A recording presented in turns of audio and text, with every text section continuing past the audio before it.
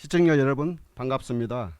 제8회 미래일단전보건 포럼 사회를 맡은 김병진입니다. 한 번도 경험해보지 못한 코로나와 함께 살아가는 시대에 우리는 모든 분야에서 힘들고 더디더라도 변화를 모색하고 새로운 길을 찾아가고 있습니다.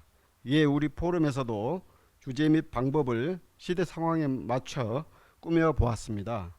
포스트 코로나 시대 안전보건의 새로운 솔루션을 찾다를 대주제로 선정, 월별로 구체적 실행 방안 주제를 소주제로 선정하였습니다.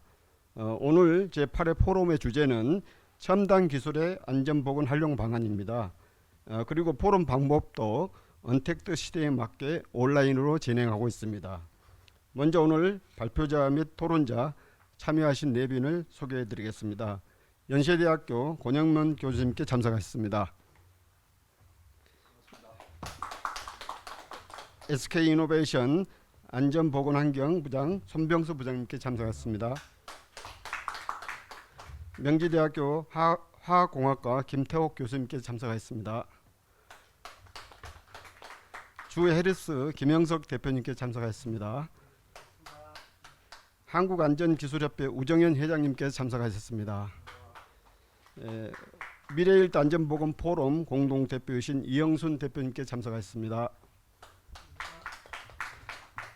그럼 미래일터 안전보건 포럼의 공동대표이신 이영순 이사장님께서 개회사가 있겠습니다.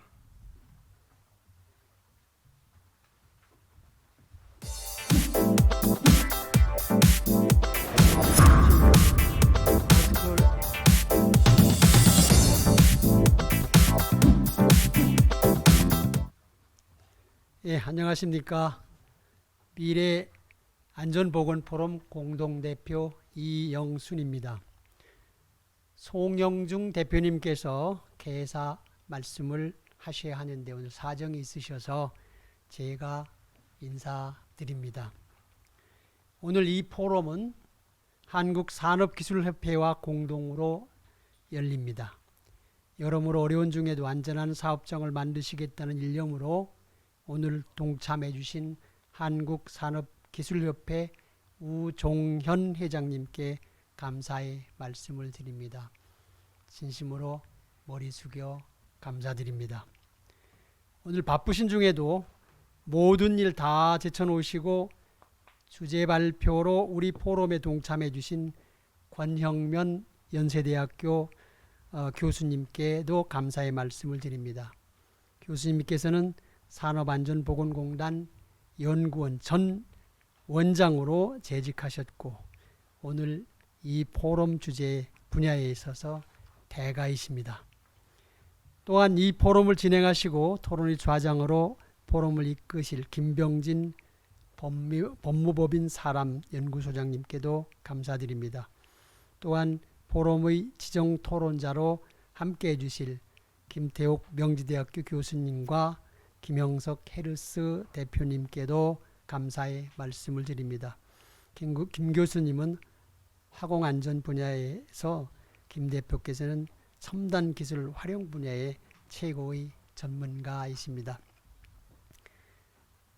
아까 그 좌장께서 말씀하셨듯이 오늘 포럼 주제는 첨단 기술을 활용하여 포스트 코로나 사태 시대에 안전보건 솔루션을 찾자입니다.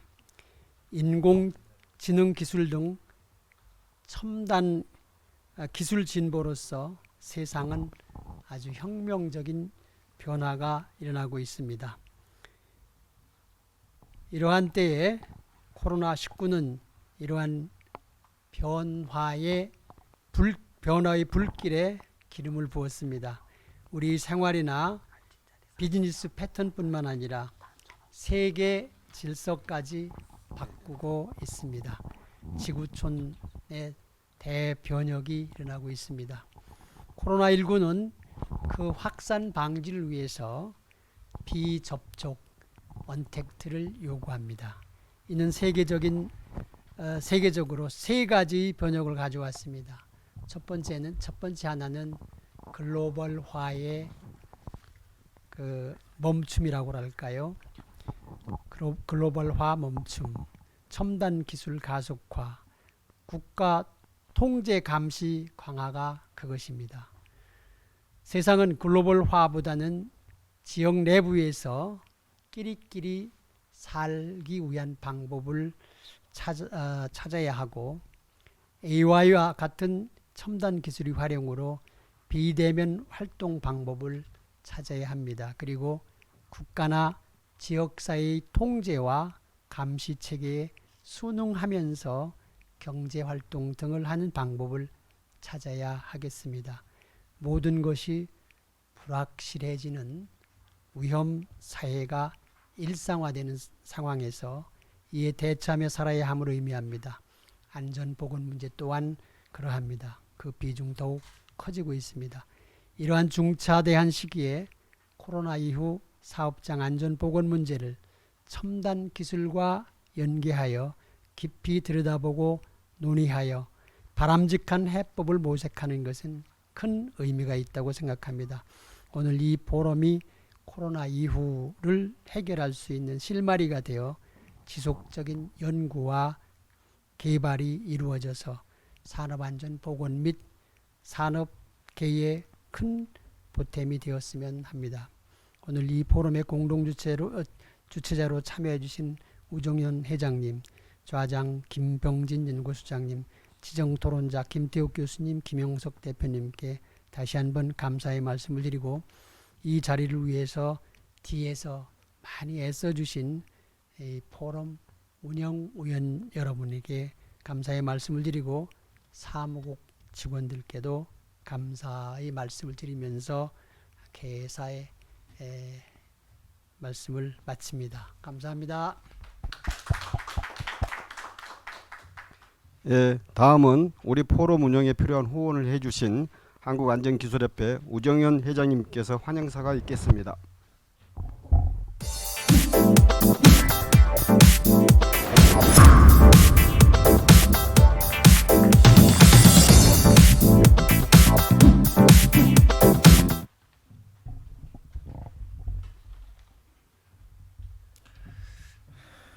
여러분 뵙게 돼서 대단히 반갑습니다.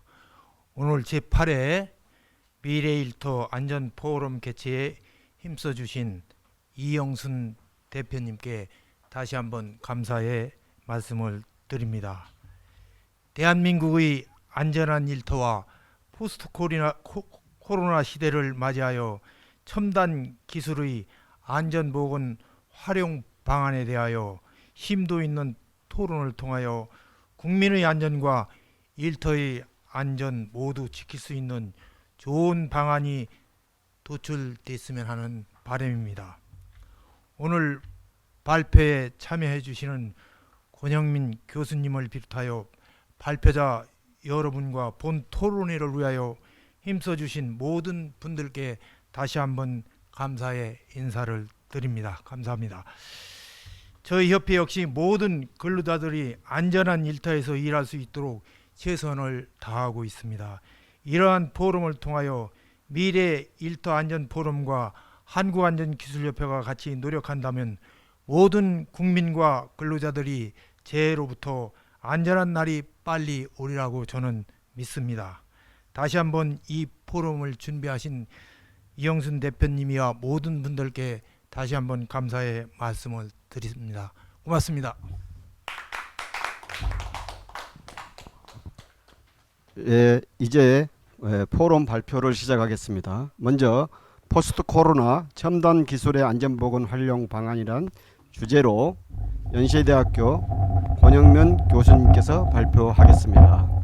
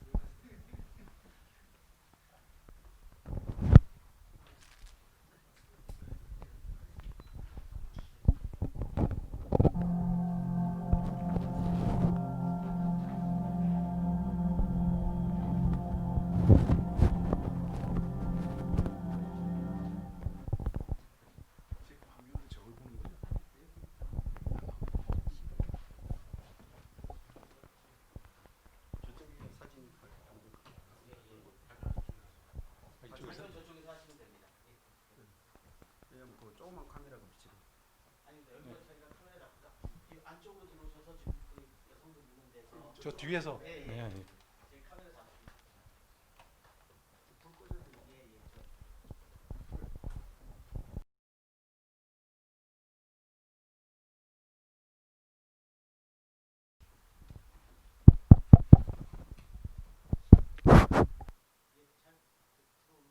여기는 이게 마이크용인데 괜찮습니다. 이게 여기 올려지는 마이크가 아니고 이 유튜브로 들어가는 마이크예요. 뭐 시작 시그널만 주십시오. 예, 가도 될까요? 예, 교수님 가셔도 될 것 같습니다. 아, 예. 여러분 반갑습니다. 요즘 아주 시대에 적절한 어떤 그런 주제를 가지고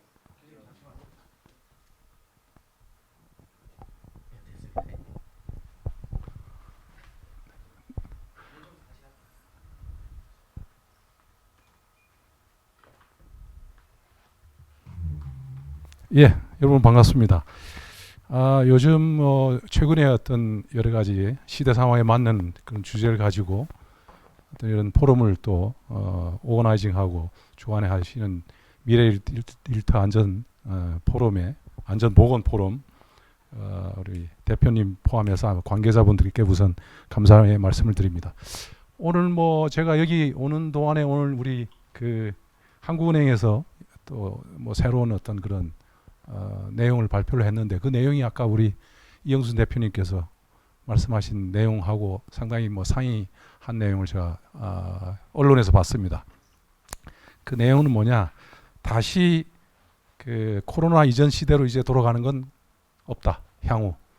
그래서 크게 세 가지에 대한 어떤 그런 측면에서 발표한 내용이 탈세계화, 이제 세계화 국가 간에 이제 연결되는 부분들은 상당히 이제 영향을 받을 것이고 앞으로 어떤 국가를 경영하는 데 있어서 정부의 어떤 그런 역할이 점점 더 커져서 큰 정부가 지향될 것이고 마지막으로는 결국은 그 시민들 국민들 간의 양극화는 점점 더 커질 것이다. 그래서 이러한 세 가지에 대한 부분은 돌이킬 수 없는 어떤 그런 패턴이기 때문에 앞으로 우리가 준비를 많이 해야 될 것이다라는 어떤 보고서를 오늘 한국은행이 발간한 내용을 제가 언론을 통해서 좀 봤다라는 말씀을 모서 소도의 말씀을 좀 드립니다.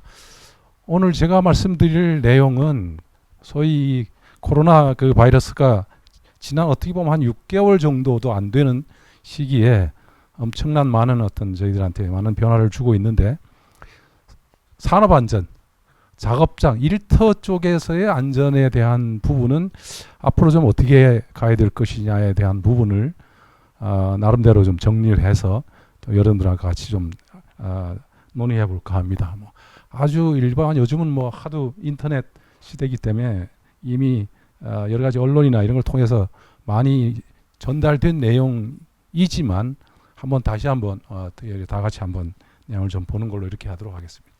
저는 아까 뭐 소개가 있었습니다만 안전보건공단에서 화학공장 안전에 대한 업무를 오랫동안 했고요. 마지막에는 연구원장을 거쳐서 지금은 학교에서 학생도 가르치고 연구 과제도 좀 하면서 제가 그동안 현업에서 했던 여러 가지 그런 경험을 또 다른 분야 학생들이라든가 이런 분야와 같이 나누고 있습니다. 오늘 뭐 제가 말씀드릴 내용은 지금 코로나의 여러 가지 그런 확진자의 어떤 체계적 현황과 이런 지금 코로나의 영향을 받는 산업들이 재가동을 하기 위해서는 뭐 어떤 것들이 필요한지, 이럴 때 리더는 뭘 점검해야 될지, 또 향후 기업들은 뭘 조치하고 어떤 과제에 대해서 준비를 해야 될지에 대한 부분을 한번 짤막하게 말씀 좀 드리도록 하겠습니다. 이 약간의 한 달 정도의 어떤 그런 타임 갭이 있지만 전체적으로 보면 우리 코로나에 대한 이제 확진자의 상황이 아시아권과 그다음에 유럽권, 그다음에 북아메리카, 남아메리카권 이런 쪽으로 지금 상당히 붉게 지금 확산되어 있는 것을 볼 수가 있겠고요. 다행히 우리 한국하고 일본 이쪽은 그렇게 지금 붉은색이 아닌 분홍색이라 전체적으로 아주 지금 확산된 지역은 아닌 걸 좀 볼 수가 있습니다. 지금 현재 오후 6월 현재 계속해서 소규모 확진자가 발생하는 지역도 일부 좀 있겠지만 확진자가 급증하는 지역인 소위 남미 지역에 대한 부분, 그다음에 중동 지역에 대한 부분이 상당히 좀 우려되는 부분이 있겠고요. 감소 지역으로는 유럽하고 뭐 이스라엘이나 아니면 캐나다, 미국 쪽이 좀 감소한다 그러는데 요즘 6월 달에 다시 나오는 기사들로 보면 다시 미국이 확진자가 상당히 뭐 증가하는 이런 얘기도 있긴 있습니다만 이런 트렌드를 갖고 있고요. 낮은 수준의 확진자를 가지고 있는 지역들이 아시아에서는 한국, 태국, 베트남, 이런 타이완 같은 쪽에서 저희가 상당히 관리를 잘하고 있는 모습을 지금 볼 수가 있겠습니다. 코로나 바이러스가 가져온 어떤 영향들이 산업 환경에서는 어떤 변화를 주었을까라는 부분에서는 서두에 제가 말씀드렸지만 상거래가 지금 여러 가지 대면 상거래에서 온라인 환경으로 거의 전환되었고 앞으로도 이 부분은 계속 가속화될 것이다라는 부분이 되겠고요. 기존 작업장의 여러 가지 절차, 작업에 대한 표준들이 아까 말씀드렸지만 대면에서 비대면으로 바뀌면서 여러 가지 이런 표준들이 계속적으로 바뀔 것이다. 결국은 이제 오토메이션 쪽으로 바뀔 것이라는 부분이겠고요.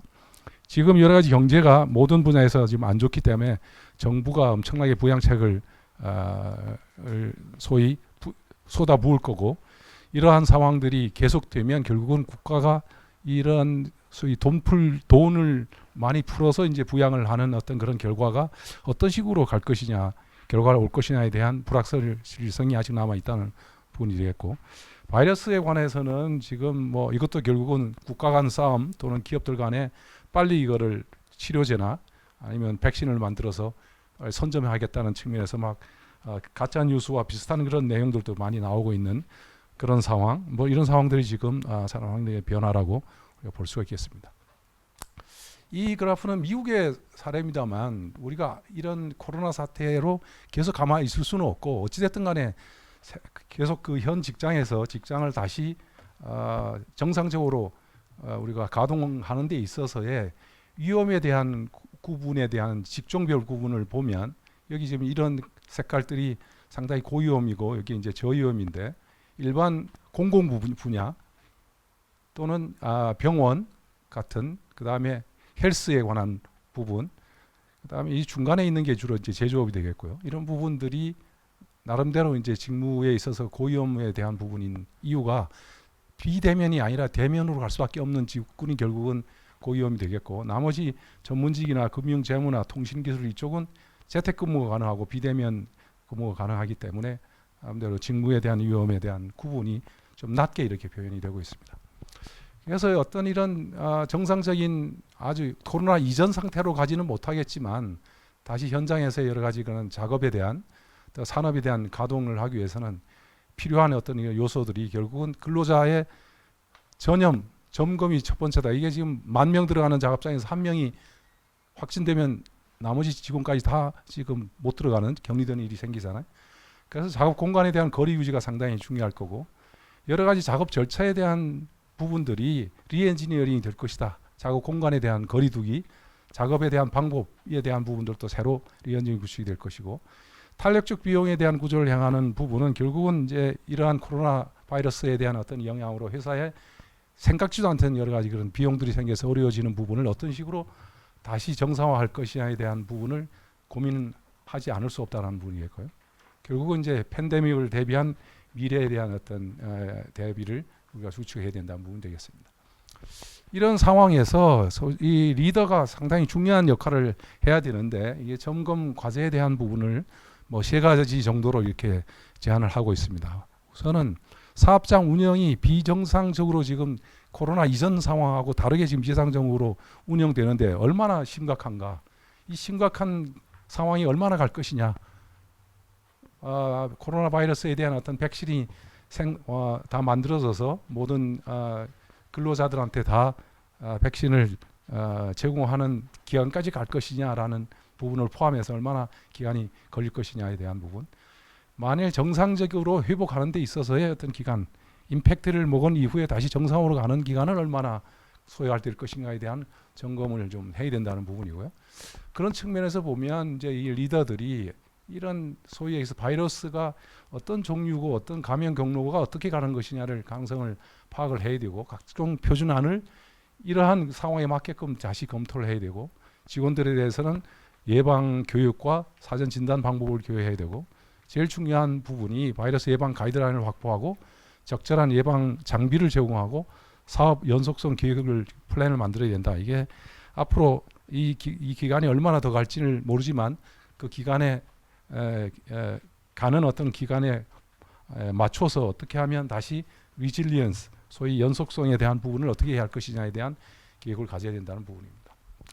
조치 방안은 결국은 세 분야 소위 디지털 커머스, 전자상거래 이 세 분야가 다 비대면에 관한 부분입니다.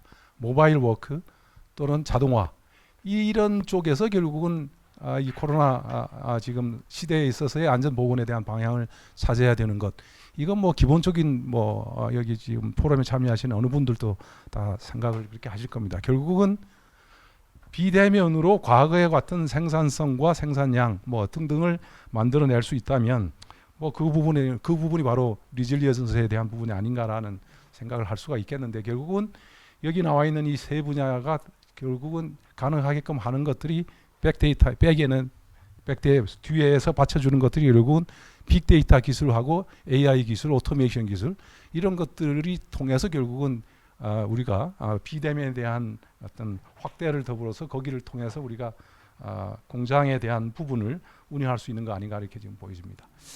우선 제가 그래서 지금 보니까 우리가 그동안의 안전 분야의 첨단 기술이 빅데이터나 아니면 AI 이런 기술, AIoT 이런 기술이 기존에 이미 적용돼서 하는 경우가 상당히 많은 부분이 있고 오늘 아마 포럼에서 또 화학공장에서의 어떤 사례도 전달이 되겠지만 제가 봤던 분야에서 하는 가지를 좀 소개를 드리자면 2020년 안전 신기술 공모전 정부에서 하는 공모전에서 수상을 한 스마트 안전관리 시스템에 관한 소개가 됩니다. 여기에 공모전에서 수상을 한 이 코너스라는 우리나라 기업인데 안전관리 또 재난관리에 AIoT와 디지털 트윈 융합 스마트 안전에 대한 기술을 교육을 했다. 결국은 이것도 지금 되는 수 있는 이유가 빅데이터에 대한 분석과 AI에 대한 기술, IoT에 대한 기술 이게 있기 때문에 이게 가능하다는 거예요. 그 중에서 작업장 안전 쪽도 다양한 양들이 있는데 제가 좀 특이하게 지금 본 부분은 소위 얘기해서 재난과 관련해서 재난 상황을 즉시 반영하는 위치 기반 대피 안내로를 만들어서 지금 피해를 줄이는 쪽 이 부분에 대한 것들을 좀 소개를 해드릴까 합니다. 우리가 이제 1세대는 눈으로 보고 막 육성으로 불이 났으니 피하라 합니다. 2세대가 오면 경종이 이렇게 울려서 비상유도등이 이렇게 켜져 있죠. 3세대가 되면 단순 가변식으로 재난 조명이 번쩍번쩍하고 비상유도 스피커가 이제 울려주는데 이게 지금 문제가 되냐면 실시간으로 그 재난에 대한 화재에 대한 상황이 바뀌어지잖아요. 그걸 고려해서 이 피난 대피로나 아니면 피난에 대한 지역이나 이런 것들이 실시간으로 가변형이 돼야 되는데 그동안 못하던 걸 지금 아까 얘기했던 빅데이터나 AI나 이런 기술을 통해서 실시간으로 가변형 피난 동선이 지금 가능하게 됐다는 부분. 이 부분이 이제 핵심 기술이 되겠습니다. 그래서 이제 기존에 있는 것들은 화재로 인해서 기존 피난 동선이 차단될 시에는 인명 피해가 확대되는 주요 원인이 된다니까요. 1층 피난 경로가 피난하려고 하는데 중간에 차단이 됐고 거실이 차단되고 출입구가 차단되면 그때 맞춰서 빨리 실시간으로 분석해서 다른 경로를 제안을 알려줘야 되는데 그런 것들이 기존에서는 안 되는데 지금 좀 됐다는 거예요. 그러려 하려면 가장 시뮬레이션을 통해서 빨리 그 계산을 해서 그 새로운 어떤 대피로를 안내를 해줘야 되는데 기존에 있는 유럽이나 이런 쪽에 있는 기술들이 수분 내지 수십 초의 어떤 시간 계산에 대한 시간이 나오다 보니까 결국은 그 시간이 나와서 알려주면 그 다음 다시 또 새로운 어떤 그런 변화, 가변성을 갖기 때문에 별로 효과성이 없었다라는 부분입니다.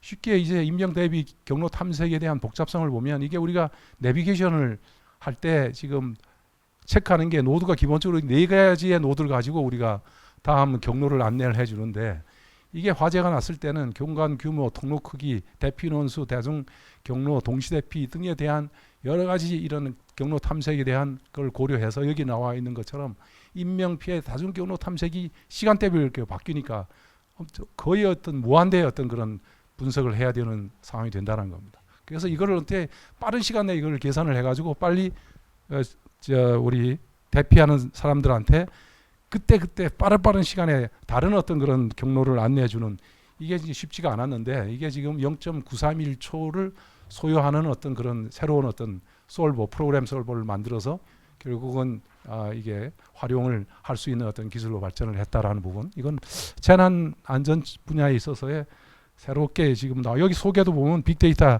AI, IoT 기술이 다 지금 들어가 있는데 이런 게 하나를 좀 소개해 드릴 거예요. 그래서 이걸 하는 백에는 결국은 디지털 트윈 그래픽 모델링에 대한 부분과 상당히 그 위에 실시간에 대한 어떤 그런 안내를 계산하고 안내해주고 그거를 또 변환하고 그 다음에 실제로 이런 화살표나 또는 육성에 대한 안내들이 이렇게 가다가 그 상황이 바뀌면 다시 이쪽은 못 가도록 다시 X 표시가 나오고 다시 이 부분이 다시 화살표로 갈 수 있는 이런 시스템으로 간 부분, 이게 아마 아까 그런 신기술에 대한 우상을 탄 어떤 그런 사례가 아닌가 싶습니다. 이 코너스라는 회사가 이번에 그 상 받은 회사의 사례를 보니까 또 상당히 다양한 어떤 그런 걸 활용을 하고 있는데 스마트 플란트나 이런 쪽에 제가 참 놀란 게 우리나라에서는 이걸 뭐 수요가 없을 걸로 생각됩니다만 미국의 어떤 백화점의 다중 이용 시설에서 총이 누가 발사가 되면 그걸 듣고 거기 있는 사람들을 대피를 시켜야 되는데 쉽지 않다는 거예요. 어디서 지금 총을 쐈는지 어디로 지금 도망을 가야 되는지에 대한 부분이. 그래서 이 회사가 지금 보면 보통 일반적으로 총격이 이루어지면 도망을 가고 어디 이렇게 숨어 있고 그 다음에 뭐 소위 그 범인하고 싸우거나 뭐 등등 해야 되는데 이게 지금 주먹구기식으로 이제 이루어지지 않습니까? 그래서 지금 보면 보통 미국의 그 시스템에서 어떤 그런 총격이 인질이나 이런 게 발생을 하면 경찰이 12분 출동하는데 15분이 걸리는데 50% 이상 되는 사람들이 결국은 이 12분 이내에 총에 맞아 사망하는 일이 생긴다는 거예요. 이걸 하여튼 줄이는 게 엄청 중요하다는 부분이 되겠습니다. 그래서 이제 지금 이 시스템에서는 소위 해서 총기 발포자의 위치를 인식하고 행동 요령을 안내하는 IoT 기기를 개발해서 지금 미국에서 지금 납품하고 지금 미국에서 수요가 상당히 폭발적으로 지금 생기는 분야가 된다는 겁니다. 그래서 총이 생기면 발포자의 위치를 바로 인식하고 그 다음에 음향과 방향을 동시에 거기 있는 사람들한테 안내를 해서 어느 속으로 피하시오.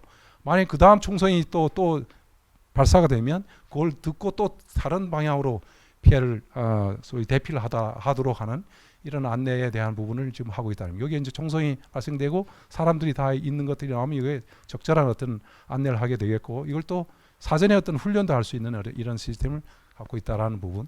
이게 상당히 우리나라에 상당히 대단한 어떤 기술력이 있다라는 부분을 말씀 좀 드리겠고요.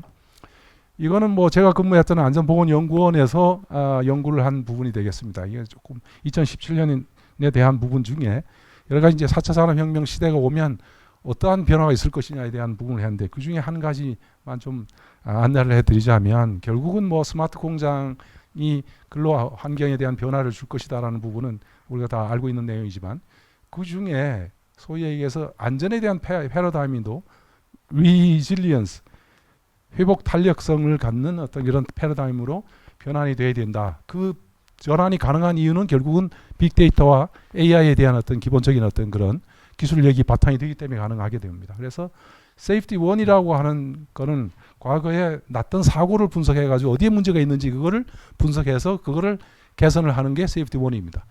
그러면 문제가 생긴 거는 해결이 되는데 지금 어디에서 지금 문제가 생기고 있는지에 대한 부분을 찾아내는 데는 좀 한계가 있는데 이 세이프티 2에 대한 개념은 정상 상태에 대한 데이터, 지금 사고는 나진 않았지만 정상이라고 하는 이 데이터도 분명히 플럭추에이션이 있는 거죠. 이 부분을 잘 살펴서 그 안에서 계속 그 정상 상태로 있게끔 해서 결국은 사고로 비정상 상태로 가지 않도록 하는 것. 이게 이제 세이프티 2인데 지금 보면 이게 트랜지스터가 이렇게 4개가 있습니다. 여기에 이제 트랜지스터가 서로 연결해서 작동되게 하는데 케이블 안에 이 큰 굵은 케이블 안에 선이 여러 개가 있어요. 이게 사고라는 게 이게 컨이 다 떨어져 가지고 이게 딱 끊어지면 이게 전기가 안 통하니까 이게 일반 우리가 얘기하는 사고입니다. 이걸 다 연결을 한다 하더라도 이 보면 다른 쪽에 보면 막 선이 하나만 연결돼 있어도 지금 사고로 지금 인식을 안 하잖아요. 이거 막 떨어져 가려는 것도 있고 이미 두 개는 떨어져 있는 격도 있다라는 거예요. 그래서 여기 이제 해결을 딱 하고 나면 이거는 문제가 없었는데 다른 것들이 결국은 열화가 되거나 등등 해서 그 다음 사고들로 이렇게 진행되는 이런 부분들이 있어서 이 세이프티 개념은 평소에 이렇게 떨어진 것뿐만 아니라 기존에 있는 이 선에서의 어떤 변화 이런 부분들도 관리를 하자. 그렇게 하려면 이 많은 정상 상태의 데이터에 대한 부분을 다 모니터링하고 해야 되기 때문에 이게 빅데이터나 또 AI 기술이 없이는 이게 불가능하다는 거예요. 그래서 보면 기존의 어떤 선형적 도미노 이론에서 잠복의 쪽으로 이게 숨어 있는 위험을 찾아 문제점을 찾아서 요인을 찾아서 해결하는 스위치즈 모델에 대한 2세대 사고 모형에서 결국은 3세대로 가면 시스템적인 상호 작용에 대한 부분을 잘 감시를 평소에 해서 어디에 지금 정상적인 부분에서 약간의 어떤 튀는 부분이 있는지에 대한 부분을 서로 감시해서 이게 찾아내는 제 3세대 모양으로 가야 된다라는 부분인데 이거는 뭐 지금 보면 아직 초기 단계입니다. 그래서 유럽도 그렇고 우리나라도 지금 안전공단이 기본을 해서 중심적으로 해서 현재 열심히 이 분야에 대한 부분을 가고 있다라는 거예요. 앞에 있는 부분들은 이제 여러 가지 이제 사고에 대한 건수나 이런 것만 분석해서 되는 것도 아니다라는 측면에서 나온 여러 가지 그런 새로운 아이디어가 된다라고 보시면 되겠습니다. 사례를 이제 넘어서 향후에 지금 소위 코로나 팬데믹 단계를 대비해서 우리가 뭘 어떻게 해야 되느냐라는 그 방안에 대해서 정리 좀 하자면 출근 이전과 작업장 이동, 작업 중, 그 다음에 사업장 내에서 뭐 미팅룸이나 휴게실이나 이런 쪽에 공동 이용하고 위험에 또 발견 후에 뭘 어떻게 해야 되느냐라는 부분을 좀 정리를 한 테이블이 되겠고요. 제조 환경 분야에서는 기본적으로 마스크를 쓰고 공장에 와서 들어가기 전에 온도를 체크하고 그 다음에 모든 현장 작업들이 모듈화 돼가지고 기본적으로 그 이격에 대한 부분, 거리두기에 대한 부분으로 다 작업에 대한 작업 현장에 대한 부분이 바뀔 거고 기본적으로 마스크를 쓰고 그 다음에 현장을 클리닝하고 하는 것들 필트레이션하고 벤틸레이션에 대한 시스템들도 상당히 많은 변화가 있을 것 같고요. 커먼 스페이스에서도 이게 혼자 이렇게 일하고 런치, 식사하고 하는 어떤 이런 공간들이 많이 보급이 될 것이다라는 부분이 되겠고요. 일반 오피스의 환경에 대한 부분들도 뭐 출근하는 건 기본적으로 앞에 얘기했던 거하고 마찬가지 되겠지만 결국은 책상에 대한 부분도 기본적으로 6피트가 떨어지고 사무실 안에 근무하는 사람에 대한 숫자도 결국은 제한이 될 거고요. 일반 근무 중에서도 꼭 마스크를 쓰게끔 이렇게 할 거고 그 다음에 식사도 뭐 이렇게 떨어져서 하는 것 뭐 이런 부분들이 계속 확산이 될 거고 제조 현장에 대한 부분은 앞에서 말씀드렸던 결국은 출근하고 엔트리 작업 들어가기 전에 작업장에 들어가기 전에 관리하는 것들은 상당히 유사하게 될 것입니다만 작업 전하는 우리가 툴박스 미팅 같은 때에 보면 이런 코로나 바이러스에 대한 예방과 관련된 여러 가지 그런 내행들로 많이 전달이 될 거고 현장에서 일하는 여러 가지 이런 일들도 결국은 작업들이 좀 모듈화되고 이 모듈 간의 거리나 또는 시간차 이런 것들이 중요하게 연결이 될 것이다 되는 부분이요. 각종 마스크 같은 건 당연히 써야 되고 그 다음에 작업 현장에서도 서로 숫자에 대한 부분을 동시에 작업 현장에서 위치하는 어떤 작업자의 숫자도 상당히 관리가 필요할 것이고 작업에 대한 이런 순서에 대한 부분들도 동시에 이렇게 나르는 게 아니라 지그재그로 한 사람이 나르고 다음 사람이 나라서 서로 간의 어떤 접촉이나 어떤 그런 기회나 면을 줄이는 뭐 이런 방향들이 많이 좀 갈 것이다라는 부분이 되겠습니다. 여러 가지 이제 과제들이 있게 되겠습니다만 결국은 새로운 바이러스 공포에 따른 근로자의 정신적 부담에 대한 부분이 앞으로 상당히 이슈가 될 것이다. 바이러스에 노출돼서 체크를 해서 어떤 문제가 되기 전도 그렇지만 실질적으로 어떤 바이러스에 노출돼서 결국은 확진자가 돼가지고 여러 가지 감금을 하거나 뭐 이런 상황에서의 정신적인 스트레스 이런 부분을 어떻게 할 것이냐에 대한 고민 이런 것들이 상당히 있을 것이고 그 다음에 여러 가지 어떤 기업이나 이런 부분이 다 어려워서 기업이 도산하게 되면 고용 불안정에 대한 부분 뭐 이런 부분에 대한 것들이 상당히 큰 스트레스로 작용할 것이 되겠고요. 이건 안전보건공단에서 이런 스트레스에 대응할 수 있는 방법으로서 안전보건 동향에 대해서 몇 가지에 대한 부분이 있었는데 결국은 주위에 있는 자주 못 만나잖아요. 못 만나지만 그래도 SS나 이런 걸 통해 가지고 주위에 있는 친구, 친지들하고 평소에 유대 관계를 끝없이 해야 된다라는 부분을 얘기를 했고, 기사 중에서 너무 이렇게 자극적인 기사는 가능한 우리가 좀 필터링을 좀 하고, 그 다음에 이제 아까 얘기한 이런 부분에 대한 것들을 나름대로 스스로 통제하면서 직원들하고의 어떤 그런 부분을 많이 어떤 서로 유대 관계를 갖는 것들이 필요하겠다라는 말씀을 좀 했고요. 그러다 보니까 이제 사회적 거리두기가 이제 길게 되면서 동료와의 이제 이질감이 멀어지는 부분을 어떻게 우리가 할 것이냐에 대한 부분을 아까 말씀드렸듯이 SNS라든가 아니면 전화라든가 이걸 통해서 계속 가져야 된다라는 부분. 요까지가 이제 앞에 지금 이번에 이 주제에 대하여서 팬데믹 시대의 어떤 자가정 안전 보건에 관한 부분을 제가 좀 빠른 시간에 정리를 했고요.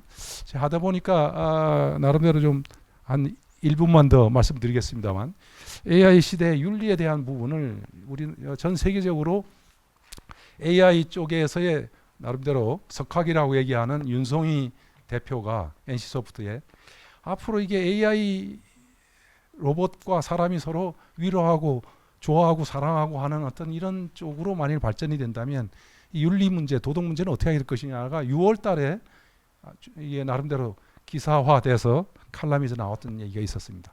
그런데 작년에 이분이 정용일 교수라는 분인데 이 도쿄대 교수예요. 우리 제일교포인데 이분이 내과 전문의인데 의료 윤리 이런 부분을 많이 연구하신 분입니다. 이분이 이제 인공지능의 도덕 엔진을 탑재를 하는 게 필요하다라고 이제 주장해서 이 작년에 책이 나온 부분이라 나와서 제가 한번 사서 읽어봤습니다만, 소위 만능이라고 여겨지는 인공지능의 선악과 가치 판단의 도덕 엔진을 탑재할 필요성이 있을 것인가에 대한 고민을 했다는 거예요. 이게 이제 앞으로 인공지능이 어마어마하게 계속적으로 업그레이드 되다 보면은 앞으로는 이게 선악까지 판단해야 된다고 이제 주장을 하고 있습니다. 이 부분에는 만일 뭐 집을 지키는 어떤 로봇을 만들어 놨는데 지금 현재 줄 수 있는 건 뭐 몇 시 이후에 안에 뭐 들어오는 사람은 무조건 총을 쏴라라든가 뭐 이렇게 지금 한다면 이게 지금 정확할까? 우리 사람이 지킨다면 약 그 순간순간에 판단이 좀 달라질 수가 있잖아요. 그래서 만일 지금 무조건 그냥 지적 능력만 얘기하면 완전히 SF 영화에 나오는 살인 병기하고 같은 수준이 될 건데 도덕적 어떤 관념을 갖고 있어야 한다고 지금 주장을 하고 있다는 거예요. 그래서 도덕 엔진을 탑재를 해야 될 필요가 있다라는 거예요. 그래서 이건 단순히 그냥 알고리즘에 대한 프로그램으로 그냥 올리는 것이 아니라 우리의 도덕 관념이 어떻게 그동안 발전했는지 본질이 무엇인지에 대한 분석들이 이루어지고 그거를 탑재를 해야 될 필요가 있다라는 얘기를 합니다. 과거에 마이클 샌델 교수가 소위 정의란 무엇인가 해가지고 광풍을 일으켰던 강의, 사람도 판단하기 쉽지 않을 어떤 결정을 해야 되는 그런 케이스가 어마어마하게 나왔었다. 이거를 인공지능 로봇에게 판단하게끔 하기 위해서는 그 다음에 거기에다가 얼마나 많은 어떤 도덕적 규범과 윤리와 이거를 탑재할 것인가, 이게 고민이 무지무지 많아야 되고, 또 아시아 쪽에서의 어떤 도덕 윤리와 유럽 쪽의 도덕 윤리도 서로 다를 수 있기 때문에 상당히 관심을 가질 필요가 있겠다, 이렇게 얘기를 하고 있습니다. 뭐 제가 뭐 지정된 시간보다 좀 길은 것 같습니다만, 세계 4차 산업혁명이라는 용어를 처음으로 쓴 분이 찰스 슈밥 다보스 포럼 회장이 그 얘기를 처음 쓰면서 뭐라고 했냐면, 앞으로 우리 세계는 4차 산업혁명에 이제 소용돌이에 휘말릴 것인데, 이러한 4차 산업혁명을 미리 준비 못하는 국가, 정부, 기업, 개인까지도 앞으로 이 존재의 의미가 없이 사라질 것이다 라는 얘기를 당시에 서두에서 얘기했는데, 제가 보기에는 그 4차 산업혁명보다 지금 오늘 주제로 얘기하는 소위 얘기해서 코로나 시대에, 앞으로 코로나 팬데믹 시대를 미리미리 준비하지 못하는 국가, 정부, 기업, 개인인 앞으로 이 시대를, 향후 세대를 살아가는 데 있어서 상당히 어렵지 않겠냐라는 말씀으로 제 주제 발표를 마치도록 하겠습니다. 경청해 주셔서 감사합니다.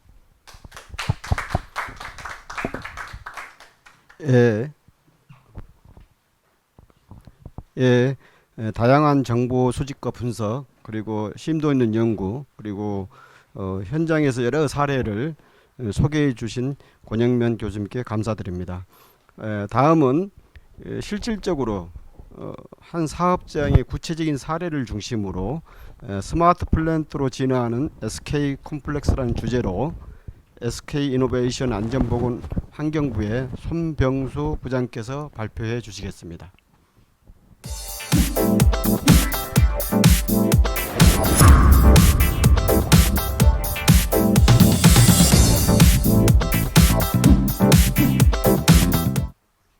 예, 안녕하십니까. 저는 그 SK 이노베이션 울산 CLX에서 근무하는 손병수라고 합니다. 인사드리겠습니다. 조금 전에 그 앞서 권 교수님께서 그 첨단 기술을 활용한 방안에 대해서 말씀하셨는데, 저희들 사업장에서 직접 이제 코로나 시대에도 대응하고 기타 첨단 기술을 접목한 사례를 제가 몇 가지를 말씀드리도록 하겠습니다. 실제적으로 보시면 이제 스마트 플랜트라는 그 진화 과정을 보면은, 과거에 1세대에서는 저희들이 공정 제어 시스템이라는 걸 사용을 했습니다. 그다음에 이제 2세대로 넘어가면은 그 APC라 해서 APC 컨트롤이라는 2세대를 했고, 그 이후에 이제 설비 관리 시스템이라는 걸 도입하게 됐죠. 그게 이제 2세대가 되고요. 3세대로 넘어오면은 저희들이 또 생산 관리 시스템을 이제 도입하게 됩니다. 생산 관리 시스템 도입되고, 그리고 이제 릴라이빌리티 프로그램이라는 걸 도입하게 됐고, 그러면서 이제 최근 들어와서 SH 관리라는 시스템이 이제 도입하게 되는 거죠. 그게 이제 3세대고, 이제 최근에 보시면은 이제 스마트 플랜트라는 그 도입을 각 사업장에서 개별 사업장에서 도입하면서 진화가 되게 되어 있습니다. 제가 오늘 사실은 스마트 플랜트 관련된 컨셉으로 말씀드리는 거는 그 ICT 기술과 융합을 통해 가지고 이제 기업의 경쟁력을 높이고 그런 분야에서 몇 가지를 찾아보고도 합니다. 실제로 앞서 말씀드렸던 그 발표자께서 말씀하시는 그런 활용 사례를 저희들은 실제 사업장에서 하는 사례를 또 도움을 드리고자 합니다. 첫 번째가 이제 프로덕션에 관련된 그런 사례가 있겠습니다. 프로덕션에 관련된 사례. 두 번째가 릴라이빌리티, 설비에 관련된 보존에 관련된 그런 시스템이 도입이 되고요. 그리고 세 번째가 저희들이 이제 제가 사실은 직접 그 과제도 하고 있는 SH 안전보건 환경에 관련된 분야고요. 그리고 또 하나가 이제 최근에 기업들의 환경과 관련된 에너지 분야가 되겠습니다. 이래서 이런 사업장에서 저희들이 하고 있는 스마트 플랜트 관련된 내용을 간략하게 항목별로 보시면은, 프로덕션에서는 그 스마트 공정 운전 프로그램이라는 게 있습니다. 그게 이제 저희들이 진행을 하고 있고요. 그리고 릴라이빌리티 측면에서는 그 회전기기 예지 정비라는 프로그램이 있습니다. 이런 부분들을 또 하게 되고, 밀폐 공간에서 많은 사고의 위험이 있는 밀폐 공간에서 무인가스 시스템을 실시간으로 측정하는 그런 부분들을 저희들이 이제 사례로 말씀드리고자 합니다. 첫 번째로 말씀드리고 싶은 게 이제 그 스마트 공정 운전 프로그램입니다. 과거에는 보시면은 공정이 이제 여러 가지 그 디세스 시스템에서 개별 컨트롤 로직으로서 컨트롤 됐습니다만, 지금은 이제 공정 설비에 이제 트러블을 사전에 워닝 시스템을 주고, 그리고 또한 운전 변수들에 따라서 오토 오퍼레이션 프로그램이라는 걸 개발하게 됐습니다. 그래서 이제 그런 한 과정에 스마트 공정 운전 프로그램이라고 저희들은 명칭을 하게 됐습니다. 그래서 이제 프리 워닝 프로그램과 공정 오토 프로그램을 이제 접목해서 공정 설비의 이제 예방, 그리고 릴라이빌리티를 향상시키고, 또한 이제 신속한 그 공정 트러블에 대응할 수 있도록 그 조치를 하고 생산 효율을 증대할 수 있는 그런 프로그램이라고 보시면 되겠습니다. 그럼 먼저 그 프리워닝 프로그램 시스템을 보시면은, 과거 이제 저희들이 17년도 정도 진행을 하게 됐는데요. 공정 트러블을 사전에 인지를 하고, 그리고 설비 트러블을 또 사전에 인지하고, 주요 공정의 그 파라미터나 실시간을 모니터링하게 되는 거죠. 그리고 또 하나 솔루션 기반한 프로그램을 보시면은 그 알람을 사전에 우선적으로 알람 관리를 강화하고, 그리고 또 프로세서 변수 변동을 실시간으로 예측해가 분석한다는 거죠. 뭐 이런 프로그램들이 이제 사전에 프리 워닝 프로그램이라고 말씀드릴 수 있겠습니다. 그리고 두 번째로 보시면은 공정 오토 오퍼레이션 프로그램이라는 거죠. 그 대부분 석유화학 그 사업장에서는 다양한 피드를 받아서 다양하게 오퍼레이션 되기 때문에, 그게 그런 과정에서는 운전을 하고 있는 운전원들의 의지를 해서 그분들의 노하우나 해서 하고 있는데, 그런 부분을 떠나서 이런 시스템적으로 접근을 하면서 그 부분들의 혹시 휴먼 에러라든가 기타 그런 그 트러블 사례를 사전에 방지하고자 하는 겁니다. 그래서 공정 가동 정지 작업 표준이라든가 그리고 유경험 있는 노하우 있는 운전원들이라든가 그리고 운전 변화 시에 이제 트러블이 일어날 수 있는 그런 트러블을 사전에 해서 특정 공정에 대해서 자동적으로 오토 오퍼레이션이 된다는 거죠. 그런 부분을 함으로써 프로그램 동작 시 이제 생산 로스가 없이 공정을 뭐 스위치를 한다든지 안정적으로 수행할 수 있다는 거죠. 그런 이러한 내용들이 이제 공정 오토 오퍼레이션 프로그램이라고 보시면 되겠습니다. 그다음에 이제 설비에 관련된 릴라이빌리티 측면에 보시면은 기계 회전 기기의 예지 정비라는 프로그램이 있습니다. 과거에는 이제 사람에 의해서 데이터를 수집하고 분석을 하고 했었는데 지금은 이제 시스템을 통해서 분석하고 이상 징후를 감지한다는 거죠. 그래서 이제 그 화면에서도 보시겠습니다만은 이제 과거에는 사람의 데이터 분석을 해서 기계의 진동이나 여러 사고들을 사후 분석하는 측면이 있었습니다. 그런데 지금은 실시간으로 모니터링해서 스마트 이제 PDM을 해서 사전 조치, 회전기기 이렇게 실시간으로 모니터링하면서 이상 징후를 사전에 감지를 함으로써 설비의 릴라이빌리티를 확대를 할 수 있고 더더욱이 휴먼 에러라든가 이런 거에 대한 예방을 할 수 있다는 거죠. 이 부분에 대해서 있고 그 다음으로 보시면 이것도 릴라이빌리티 측면에서 보시면은 최근에 그 드론을 이용한 여러 가지 뭐 택배 업무도 진행되고 뭐 여러 가지 있습니다만 설비의 화학 공장에서 드론을 이용한 설비 검사에 저희들은 활용을 하고 있다는 거죠. 그래서 보시면은 사람 접근이 어려운 부위라든가 그리고 보시면은 보안 순찰 활동 관련된 부분이라든지 그리고 이제 에머전시 상황을 이제 사전에 파악해서 초동 조치를 해 나갈 수 있는 그런 부분을 저희들이 이제 접목을 해 나가고 있습니다. 그래서 보시면은 여기 이제 적용 가능한 것들은 드론에다가 고화질 카메라와 줌 기능을 설치하고 그리고 열화상 카메라를 설치하고 가스 디텍터를 설치하고 GPS 항법 장치를 설치를 해서 설비에 다 관련된 사람이 접근하기 어려운 그런 설비들에 대해서 진행을 한다는 겁니다. 특히 보시면은 고공부위나 부두 해상 설비의 검사 그리고 육상 해상의 보안 순찰 그리고 또 에머전시 상황에 활용한다는 거죠. 석유화학 장치 산업에는 보시면은 많은 설비들이 사람이 접근하기 어려운 설비들이 많이 있습니다. 또 고도의 높은 상황이 있고 그래서 보시면은 후레아나가 히터 스택이라든지 고공 배관이나 후렌지 관련된 그런 쪽에 CUI나 그 CPC 관련된 이런 검사들을 진행할 수 있고 그리고 해중로나 기타 에리아가 넓은 데에 그런 공장 지역에 대한 보안 순찰도 활용하고 있다는 거죠.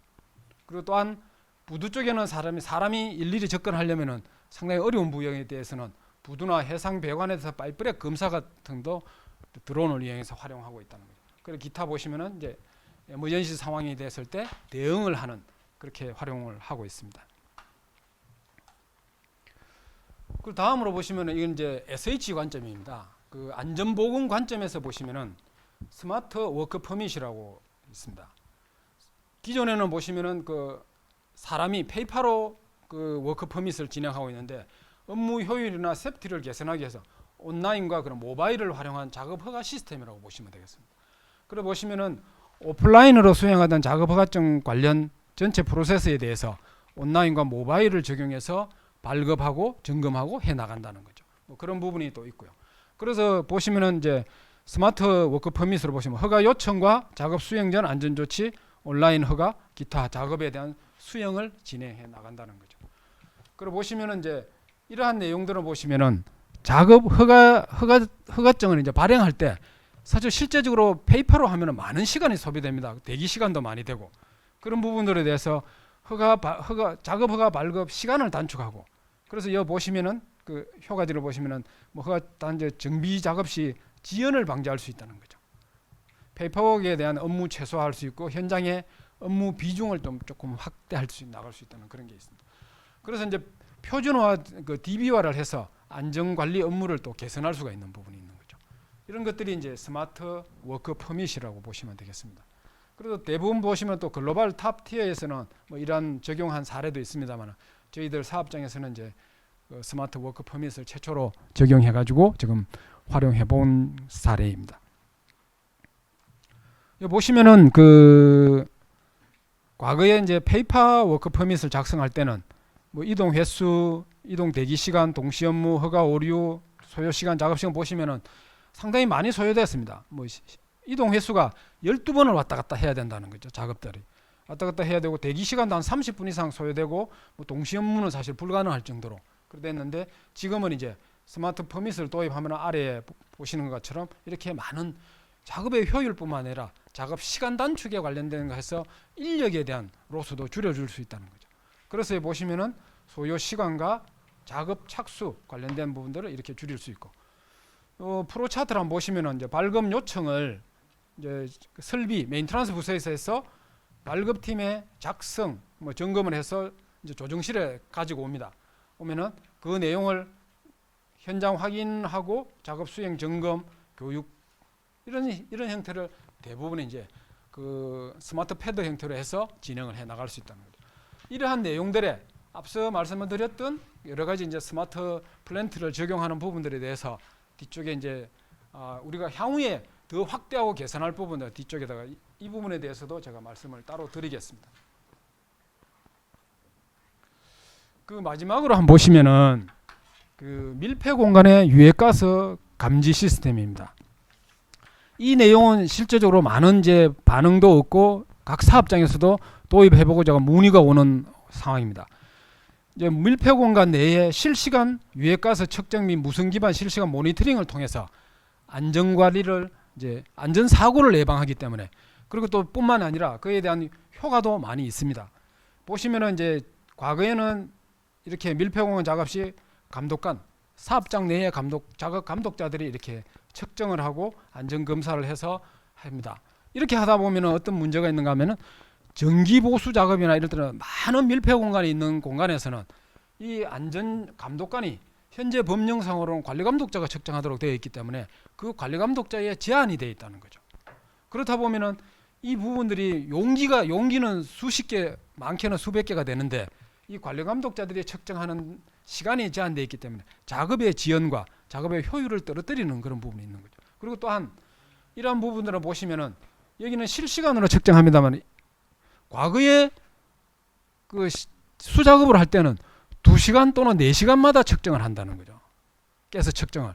그거는 현재 법령상으로 휴게 시나 점심 식사 후에 측정하도록 되어 있기 때문에 그 주어진 그 간격 안에서는 리스크가 분명히 존재한다는 거죠. 그렇지만 저희들이 지금 개발하고 있는 여기서는 로다 통신을 이용해서 실시간으로 모니터링이 되기 때문에 계속 그 관리 감독자들이 그 수치를 계속 지켜볼 수 있다는 거죠. 그리고 보시면은 이제 효과적으로 이래 보시면은 정성적인 효과로 보시면은 뭐 당연히 인명 사고를 줄여야 되겠죠. 최근에 보시면은 밀폐 공간의 사고가 뭐 수도권 근처에서도 뭐 3명이 동시에 사망했던 그런 사고도 있고. 그래서 이런 실시간으로 알람을 주고 하기 때문에 인명 사고를 일단 전체적으로 이제 줄일 수 있다는 그 장점이 있겠습니다.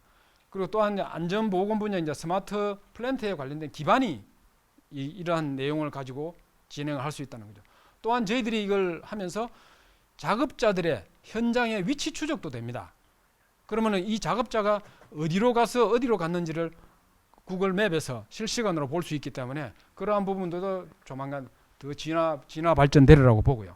또 정량적인 효과로 보시면은 앞서 말씀드렸듯이 측정과 이 측정이 2시간 또는 4시간마다 측정을 하는데 실시간으로 측정하기 때문에 여기에 대한 관련된 업무가 경감이 되고 또 대기 시간이 관리 감독자가 해당 압력 용기를 측정하기 위해서는 많은 대기 시간이 필요한데 그런 부분에 대해서 일부를 하기 때문에 측정 시간이나 기타 이런 내용들이 많이 단축이 되리라고 봅니다.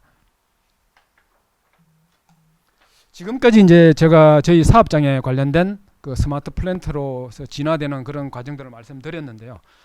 그렇지만 이 내용들이 현재 모든 것을 다 적용할 수 있는 건 아닙니다. 그렇지만 그런 부분에 대해서 어떤 지원이 펴고 향후에 어떤 지원이 펴고 문제점이 있었는지를 간략하게 한번 살펴보도록 하겠습니다. 주로 이제 그 스마트 퍼밋에 보시면은 실제로 스마트 퍼밋을 100% 그 이용하려면은 일부 어느 정도에 대한 또 보완이 필요한 부분도 있습니다. 거기서 보시면은 법규나 절차 그리고 온라인 업무에 대한 최적화 개발이 좀 필요한 부분이 있고요. 그리고 또 하나 스마트 워크 퍼밋에는 업무가 좀 정립이 돼야 되는 부분이 있습니다. 그리고 퍼미트 첨부 자료에 대한 활용도가 좀 이런 이 말씀은 무엇인가 하면은 퍼미스에 첨부해야 될 서류들이 예를 들면 위험성 평가에 서류가 첨부돼야 된다든지 뭐 이러한 부분들은 그 시스템에서 첨부를 시킬 수가 없기 때문에 그러한 문제점이 또 있더라는 거죠. 그러면은 그 위험성 평가의 결과서, 작업 위험성 평가의 결과서는 어떻게 활용도를 할 건지에 대한 저희들이 이제 내부적인 고민이 좀 필요하다는 거고요. 그리고 드론에 관련된 걸 보시면은 실제로 그 석유학 단지나 일정 특정 지역에 가면은 드론은 비행 금지 구역이라는 게 정해져 있습니다. 그렇기 때문에 만약에 이게 사업장에서 설비의 검사나 이런 부분에 대해서는 이 금지 구역에 대한 게 조금 확대돼야 될 필요성이 있다라는 걸 말씀드리고요. 그리고 이제 드론에 가장 우려를 많이 하고 계신 분들이 드론이 그냥 방폭 성능이 있느냐라고 할 때 그 부분에 대해서는 방폭 관련된 내용을 좀 해야 되고요. 그리고 이제 그 장착된 센서, 배터리 성능, 뭐 기타 이런 것들도 고도화돼야 된다는 거예요. 지금도 사실은 이거는 있습니다. 드론이 이 건물에서 몇 미터 이상 접근하지 말라고 하는 인트락을 걸 수는 있습니다. 그런데 그 거는 게 예를 들면 10m든 20m든 걸고 나면은 그 디테일하게 측정해서는 조금 허점이 있다는 거죠. 그렇다면은 예를 들면 드론에 더 정교화가 돼서 거기에 대한 로직이 뭐 5m 안팎이라든지 뭐 그렇게 한다든지 또 아니면은 여기에 관련된 그 카메라 성능들을 더 업그레이드된 걸 하면은 자세하게 데이터를 수집할 수 있겠죠. 뭐 그런 부분. 그리고 이제 드론 조정하는 업체들에 대한 게 무분별한 것보다 더 정교한 조정할 수 있는 기술력을 갖춘 업체들의 또 발굴도 또 필요하더라는 거죠. 그리고 공정운영 프로그램은 이제 생산 관련된 거기 때문에 프로그램 고도화를 낸 이제 비용도 이제 축소해야 되고 비용이 조금 비싼 부분이 있습니다. 그렇다면은 일반 사업장들은 비용에 관련된 부분이 있기 때문에 진행하기가 좀 부담스러운 부분이 있기 때문에 그런 부분이 좀 있고 그리고 운전은 교육을 통한 이제 전문 기술 인력에 관련된 확대가 좀 필요하다는 거죠. 그런 부분이 있고 주요 사업장의 대상 공정이 이제 확대가 돼야 될 부분. 그리고 밀폐 공간 이제 가스 감지로 보시면은 그 현재 밀폐 공간의 가스 감지를 측정할 수 있는 법적 지휘자는 관리감독자 또는 안전관리자, 보건관리자로 제한되어 있습니다. 그래서 이러한 부분에 대해서 어느 정도 검증된 관리자들이 측정할 수 있고 첨단 기술의 IoT 기술이 되어 있는 상태에서 측정을 할 수 있는 법령 개정에 좀 반영이 되어야 할 필요성이 있다라고 말씀드리고요. 그리고 이제 이 그 밀폐 공간의 무인 가스 감지기도 방폭형과 지금 현재 저희들 사업장은 방폭형으로 구분하고 있는데 방폭형과 비방폭형 구분해서 그렇다면 뭐 서울시에 정화조 작업을 한다 이런 쪽은 비방폭형을 사용해도 된다는 거죠. 그래서 이런 거 많은 확대를 할 수 있도록 이원화할 필요성이 있고 그리고 통신에 관련된 로라 통신을 이용하는데 그 통신망을 좀 더 확대해서 대부분 사업장에서 다 활용할 수 있도록 그런 게 좀 필요한 부분이다라고 말씀드리겠습니다. 지금까지 사실은 그 지금 코로나 시대고 또 IoT 기술을 접목한 실제 사례들을 제가 말씀드렸고요. 그 앞으로도 이러한 부분에 대해서 많은 지원과 또 많은 활용이 앞돼야 된다는 생각을 많이 듭니다. 지금까지 제 발표는 여기서 마치도록 하겠습니다.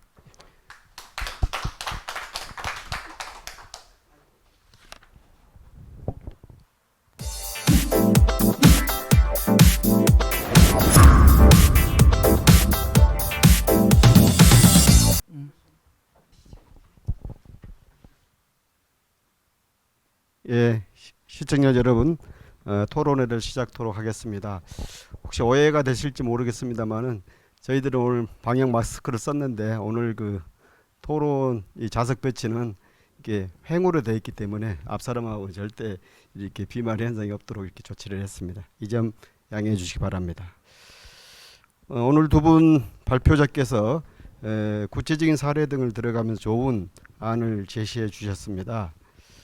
그래서 현장 적용에 더 좋게 안착되고 실질적으로 바로 활용할 수 있는 방안을 깊이 있게 논의하기 위해서 오늘 토론회를 2부로 이렇게 시작하게 됐습니다. 저는 그 법무법인 사람 안전문제연구소 소장 김병진입니다. 토론회는 명지대학교 김태옥 교수님과 주 헤르스 김영석 대표님께서 질의를 하시고 오늘 발표하신 권영명 교수님과 손병수 부장님께서 답변하는 형식으로 하겠습니다만, 다만 토론자께서는 본인의 견해를 말씀드려도 무방하겠습니다. 먼저 김태옥 교수님께서 말씀해 주시죠. 네, 김태옥입니다. 저는 뭐 한 세 가지, 이미 그 두 분이 좋은 발표를 하셨기 때문에 같은 내용이 될지 모르겠지만 한 세 가지를 먼저 말씀을 드리고자 합니다. 말씀을 드리기 전에 저는 이 대학에서 강의를 했었는데요. 한 45년 정도 강의를 한 것 같습니다. 그런데 금년에 이 코로나19 때문에 개강이 한 2주 정도 연기되고, 또 2주 후에 온라인 수업을 하면서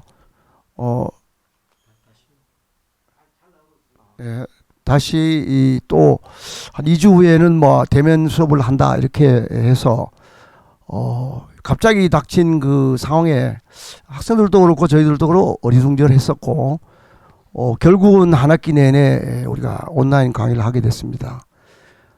그때 제가 느낀 점은 이 대면만의 그 수업이 우리가 가장 바람직한 교육이다 이렇게 생각했었는데, 온라인 강의에서 우리가 이 그동안 대면에서 못했던 문제점 이런 것도 많이 발견을 하게 됐고, 물론 뭐 학생들이 어떻게 생각할지 모르지만 한 학기를 마치면서 이 새로운 이 환경에 우리가 이렇게 적응을 했을 때, 물론 이제 장점도 있고 단점도 있겠지만 우리가 미처 경험하지 못한 길도 우리가 갈 수밖에 없지 않느냐 하는 그런 생각이 들었습니다.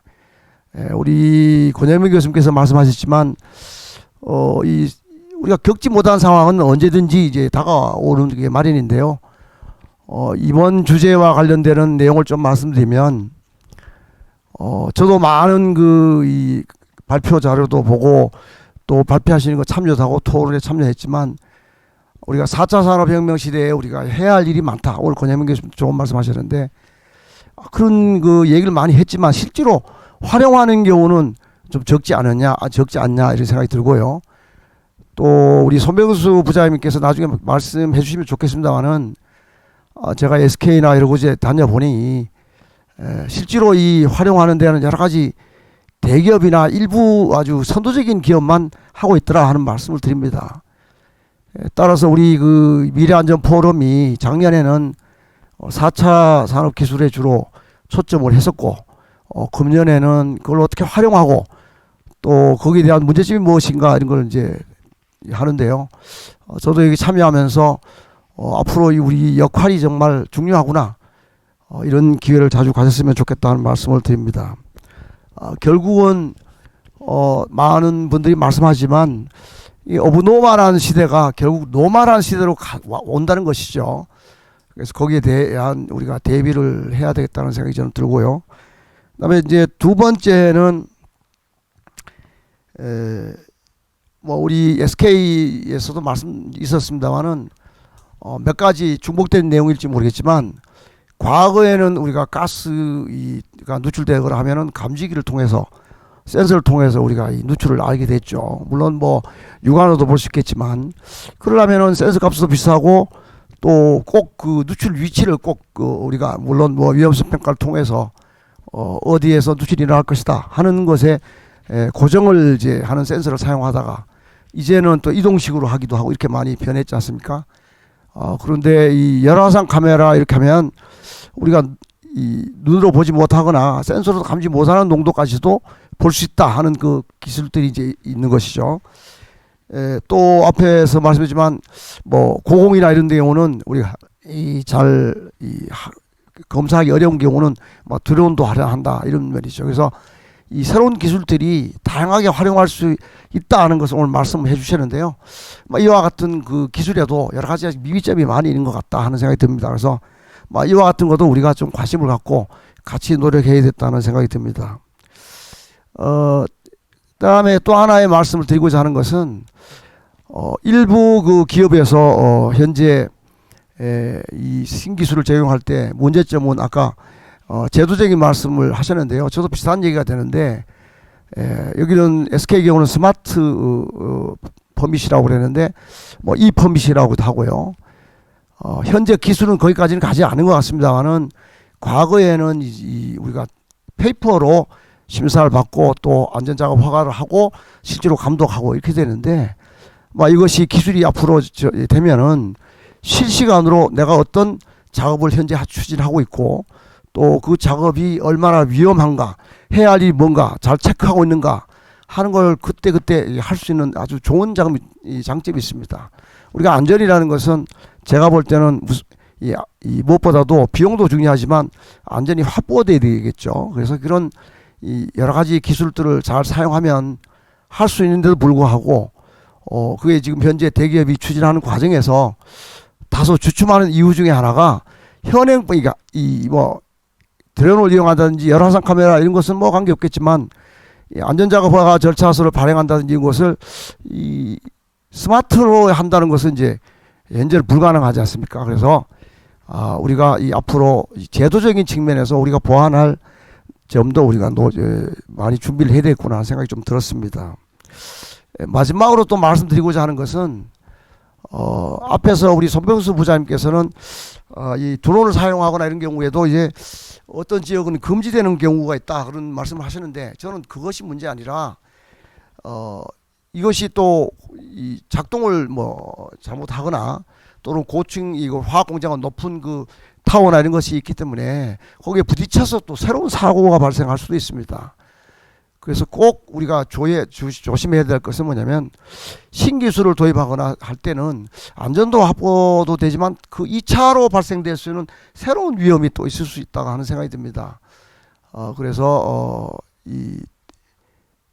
제가 지금까지 말씀드린 것을 요약해서 질문 겸 어떤 분이 대답해 주었는데요.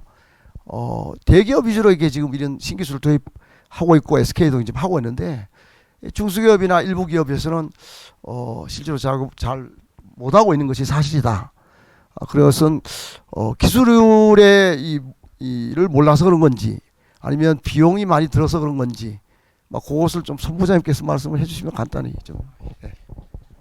예, 그 교수님께서 말씀하신 그런 부분들이 개별 항목들에 대해서 사실은 그 중소사업장이나 기타 개인이 운영하려고 하면은 사실 비용이 첫 번째로 비용이 많이 듭니다. 많이 들고 그리고 또 하나의 기술을 그 현업에서 테스트를 해보려면은 그 시간상으로도 많은 시간이 들거든요. 저희들도 그 이 퍼밋 말씀하셨던 그 스마트 퍼밋과 그리고 밀폐 공간 관련된 그런 내용들도 그 준비하고 파이로트 테스트를 한 3회 이상씩 거쳤기 때문에 그렇게 하려면 그 기간이 상당히 많이 걸리기 때문에 일반 중소사업장이나 그 일반 사업장에서는 조금 어려운 부분이 있지 않겠나 하는데 그런 부분은 이제 제도적으로 어떻게 도와줄 수 있고 지원해 줄 수 있는 그런 방법 좀 찾았으면 좋을 것 같다는 생각이 듭니다. 네, 그래서 앞으로 기업도 제 생각은 SK는 물론 잘 하시지만 선진 기업이나 앞서가는 기업들이 그 기술을 같이 공유하고 또 우리 중소기업이나 오히려 중소기업에서는 또 일부 그 기술을 활용하면은 더 좋을 수 있거든요. 그러니까 사람이 작업자나 인원이 적은 경우에는 모든 걸 다 할 수 없기 때문에 받아들일 수 있는 기업에서 이제 할 수 있는 기술을 이제 빨리 했으면 좋겠다 하는 그 생각이 들고요. 그다음에 아까 제도적인 말씀을 제가 드렸는데 현재 아마 노동부도 많은 생각을 하고 있는 것 같습니다. 그래서 우리 포럼이 앞으로 이쪽에도 우리 관심을 가졌으면 좋겠고 저도 또 그쪽으로 아마 노력을 하도록 하겠습니다. 저 말씀은 이상으로 마치고 우리 권 교수님 혹시 이제 그 아까 그 질문을 주신 그 대기업과 중소기업 간의 어떤 이런 첨단 EHS 기술에 대한 어떤 적용에 대한 바이아스 이걸 어떻게 해결할 것이냐가 상당히 어려운 부분이 있잖아요.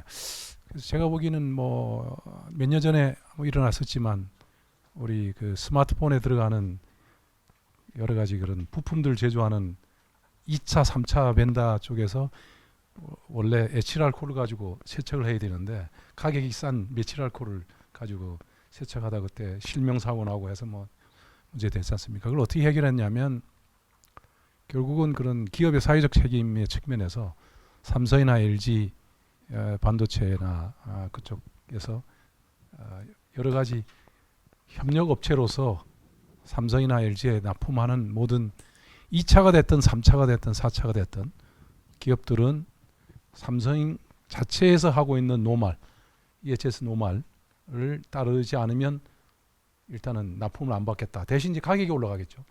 그 가격은 결국은 이제 대기업으로부터 나갈 겁니다. 그래서 지금 아까 지금 얘기하는 이런 부분, 이포밋 같은 것도 중소기업에도 뭐 그냥 아무리 하라 그래도 뭐 비용적인 문제, 여러 가지 시스템적인 문제 좀 어려울 거예요.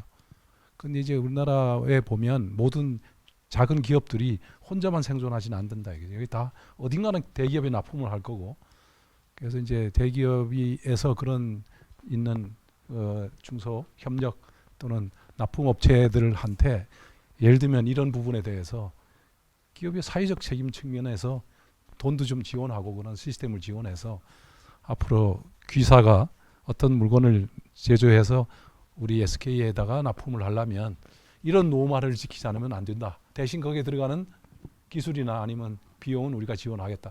뭐 이런 어떤 운동을 앞으로 좀 기업의 사회적 책임 측면에서 좀 해결해 가면 좋지 않을까라는 생각이 언뜻 들었습니다. 예, 좋은 의견 감사드립니다. 다음은 우리 김영석 대표께서 한번 토론해 주시기 바랍니다. 예, 헤르스 대표 김영석입니다. 사실상 저희가 뭐 인공지능, 빅데이터, IoT 뭐 이러한 이제 첨단 기술이 우리 시대를, 우리 사회를 바꾼다라고 많은 분들이 얘기해 왔습니다. 그런데 실제로 우리가 오전 9시에 출근하고 오후 6시에 퇴근하는 이 습관은 아직도 바뀌지 않았었고요. 예, 뭐 그것이 글로벌 스탠다드로 해서 지속적으로 가왔습니다. 그러나 최근에 코로나 팬데믹 소용돌이가 전 세계를 휩쓸고 가면서 이러한 언택트의 중요성이 또 혹은 언택트가 대전제로 깔리기 시작했습니다. 이에 따라서 우리가 접촉을 비즈니스로 하는 핵심 업종들은 거의 생존의 위협을 받기 시작했습니다. 안전도 엄밀히 보면 접촉을 담보해야 하는 업종이라고 생각합니다. 현장에서 현물을 보고 현상을 파악해서 안전보건 대책을 세워 추진하는 것이 우리 안전보건 활동의 주요 핵심 활동이라고 볼 수 있습니다. 최근에 BTX의 그 방방콘이라고 하는 그 유료 콘서트를, 온라인 콘서트를 했죠. 무려 시청자가 75만 명이라고 합니다. 여기에서 창출된 매출액이 약 250억 원 정도 되는데요. 이 정도 규모면 한 번에 저게 공연할 때 5만 명이니까 대략 한 15회 공연을 한꺼번에 한 거나 마찬가지 효과를 얻었습니다. 이렇게 된 것은 사실상 우리가 뭐 많이 얘기해 왔지만 1990년대부터 우리가 인터넷, 데이터 뭐 이런 일들이 굉장히 많이 계속해서 발전하고 있죠. 이에 따라서 이제 또 다른 비즈니스가 열리기 시작합니다. 그에 따라서 또 새로운 뉴노멀 시대, 새로운 기준이 세워지고 있습니다. 이에 따라서 우리 안전보건도 좀 더 이제 먼 일같이 보였던 이러한 첨단 기술이 이제 본격적으로 활발하게 생존의 위협을 느끼면서 심각하게 고민해야 될 시기가 왔다라고 생각합니다. 특히 산업계에서 스마트 워크와 스마트 팩토리라고 하는 이 두 가지 축은 무척 지금보다도 가속화되리라고 생각합니다. 그래서 오늘 좋은 말씀해 주신 권 교수님께 질문을 두 가지만 드리려고 합니다. 좀 난해할 수도 있는데요. 우리 스마트 워크와 스마트 공장이 좀 더 가속화된다면 우리 안전보건은 어떤 변화를 맞이하게 될 거고 또 무엇을 준비해야 될지 한번 의견이 있으시면 좀 말씀해 주시고요. 두 번째 질문은 우리 안전보건은 조건의 인공지능, 뭐 빅데이터, IoT 기술 타 산업 분야보다 좀 적용이 늦는 것 같습니다. 어찌 보면 좀 뒤처지고 있는 것 같죠. 이러한 이유가 도대체 무엇이고 또 이러한 첨단 기술을 딱 요 분야에 적용하면 야, 요거 효과 있겠다.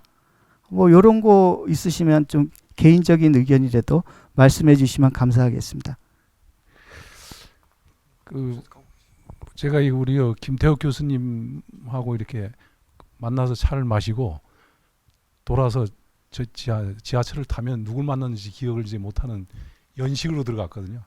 두 번째 질문은 나중에 다시 한번 리마인드를 좀 해 주시기를 부탁을 드리고, 첫 번째 부분에 대해서는 이게 지금 어떻게 보면 이 스마트 워크 스마트 팩토리에 대한 확산이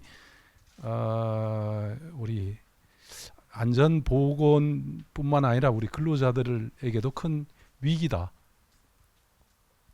거기에 종사하는 사람으로 보면, 예를 들면 우리가 그 아디다스라는 독일의 그 신발 제조 회사가 그 50만 컬레를 동남아에서 만들 때 몇 명이 했냐면 600명이 지금 제조 공장을 돌리다가 이게 이제 스마트 팩토리로 해서 자기 독일에다가 공장 하나 똑같이 50만 컬레짜리 만드는 공장을 지으면서 돌리는 인원이 10명. 관리 인원뿐이 없는 거예요. 아까 완전히 뭐 비대면 컴퓨터로 뭐 게임 하듯이 그냥 공장.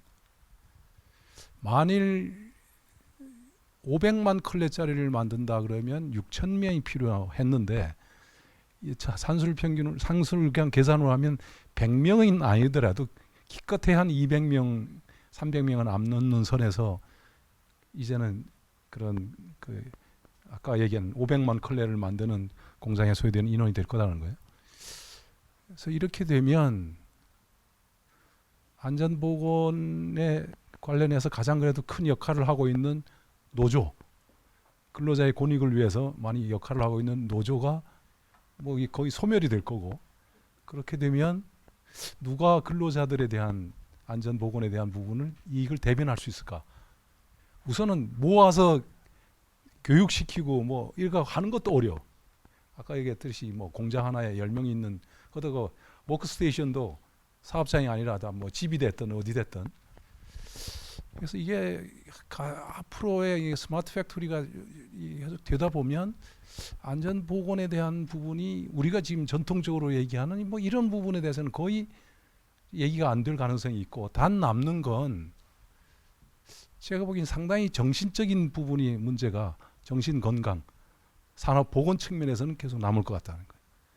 이게 이제 전통적으로 9시 출근해서 5시, 6시에 출근하면서 직장에 있는 동료들하고 만나서 얘기도 하고 저희 소주도 한잔하고 뭐 등등 이렇게 어울리던 모습에서 다 1인 자기 그 워크스테이션에서 이렇게 하면서, 그 다음에 이제 그럼 기업으로 보면 그걸 그냥 가만히 둘 것이냐, 어떤 식으로든 퍼포먼스를 체크할 거다 이거. 퍼포먼스 체크를 한 그 시간 동안에 그 컴퓨터 앞에 있어야 되고, 그게 어떤 개인에 대한 관리로 들어갈 거고, 그 10명 간의 어떤 경쟁, 이 부분도 어떤 식으로든 관리가 되고, 이게 점점 더 플렉시빌리티가 떨어지는 측면으로 볼 때, 아까 제가 강의할 때 나왔던 우리 4차 혁명 시대의 어떤 그런 전략에 대한 요구의 리포트에 보면 지금 얘기하는 산업 보건, 정신 건강 측면이 상당히 큰 문제가 될 수 있을 것 같다. 그래서 거기에 대한 준비를 철저히 할 필요가 있겠다라는 얘기에서 상당히 좀 후세대에 대해서 상당히 좀 제가 생각하기에 좀 뒷골이 좀 서늘한 어떤 그런 부분이 좀 있었습니다. 두 번째 질문에 대한 부분은 제가 기억하기에 우리 이런 새로운 어떤 AI나 빅데이터나 이런 새로운 기술들이 지금 엄청나게 이렇게 발전을 해서 아까처럼 600명이 하던 걸 10명 하는 정도의 오토메이션이 돼가고 있는데, 안전보건 분야 쪽에서의 적용은 좀 늦어지는 것 같고, 그 다음에 혹시 그걸 활용할 수 있다면 어떤 게 좀 꼭 집어서 나올 수 있겠냐라는 질문이었는데, 우선은 보면 우리가 뭐 인류가 이게 발전하는 게 보면 1차, 2차, 3차, 4차도 마찬가지지만 니즈가 있는 곳에 발전이 있습니다. 그래서 지금 4차 산업혁명, 특히 코로나 사태를 위해서 일단 비대면으로 급속도로 가는 측면에서는 결국은 여러 가지 같은 오토메이션이나 뭐 이런 부분에 대한 것들이 계속적으로 요구가 될 거고, 거기에 맞는 기술들이 지금보다 더 빠르게 한 번에 더 많이 할 수 있는 기술에 대한 발전은 먼저 선도를 하는 게 기본 아니겠나. 그러는 가운데 이제 안전보건에 대한 부분은 주로 뭐 근로자, 노동자 아니면 시민단체 이런 쪽에서 야 그러다 보니 우리 근로자들이 지금 죽을 지경이다 이러면 그걸 어떻게 좀 이미 그걸 위해서 개발하는데 기본적으로 먼저 투자하는 게 아니라 이미 나와 있는 아까 제가 보여드렸잖아요. 이거 지능형 대피 시스템 이것도 다른 쪽에서 개발한 걸 가지고 거기다 쓰는 거거든요. 그래서 그게 약간은 뒤지만 결국은 니드가 있으면 따라서 갈 것이다 라는 측면에서 상당히 제가 보기에는 뭐 필요만 무엇이 필요하고 거기가 돈이 된다면 기업은 분명히 개발할 것이다 라는 얘기를 좀 제가 말씀드리고 뭐 콕 집어서 이거다라고 말씀드리는 건 뭐 제가 그런 쪽에 평소에 생각한 게 없어서 그 정도로만 말씀드리도록 하겠습니다. 네. 예, 감사합니다. 네. 교수님 말씀에 뭐 적극 저도 한편으로는 동의를 하고요. 이러한 변화가 우리 근로자나 또 우리 안전보건을 업으로 하는 분들에게도 좀 위기감이 있을 수 있다라는 말에 적극 동의합니다. 그런데 한편으로는 이러한 변화가 아무리 빠르더라도 결코 이러한 인공지능이나 이런 것들이 완전 다 대치를 못할 것이다라고 판단을 합니다. 제가 이제 작년에 서울 아산병원과 그 뇌종양 암 진단과 관련된 프로젝트를 했었는데요. 거기에 의사 선생님께서 야 이러다가 우리 직업 다 없어지는 거 아니야? 이렇게 얘기를 합니다. 그랬을 때 제가 항상 말씀드렸던 것이 뭐냐면 우리 건강검진을 하면 항상 100명 중에 99명은 정상입니다. 그 중에 1명이 비정상이고요. 그러면 인공지능이 담당할 수 있는 우리가 정확도가 뭐 98%, 99를 맞춘다고 하더라도 약 98%까지만 거기에 맡기고 나머지 2%만 의사가 보다 더 정밀하게 본다라고 하면 의사인 분의 전문성을 살려서 좋고 환자가 될 가능성이 있는 사람들에게 의사의 전문적인 소견이 갈 수 있어서 좋고 뭐 이런 것 때문에 인공지능을 하는 거 아니냐라고 한편으로는 얘기합니다. 그래서 지금은 많은 분이 생각하고 있고 제가 직접 기술 개발도 해가면서 개발도 하고 있지만 그렇게 쉽게 5년 안에 막 확 다 세상이 그렇게 빨리 바뀔 것 같지는 않습니다. 천천히 또 준비하면서 진행하면 될 거라고 한편으로 생각도 해봅니다. 네. 질문 끝났습니다. 예, 뭐 더 많은 시간을 두고 토론을 했으면 좋겠습니다만은 그 시간 관계상 토론은 여기서 접도록 하겠습니다. 예, 오늘 비대면 시대를 맞이해서 온라인 포럼을 오늘 저희 미래일단전 포럼에서 처음으로 시도해 보았습니다. 약간은 부족하고 서투른 듯도 했으나 주제 발표나 토론은 대면 포럼 못지않게 열띠고 뜨겁다고 저는 생각됩니다. 오늘 우리 포럼에서 제시된 내용들이 노동자의 안전권을 확보해주고 기업 경영의 경쟁력 향상에 필시 도움을 될 것이라고 확신합니다. 시청자 여러분, 이상으로 제8회 미래일단전보건 포럼을 마치겠습니다.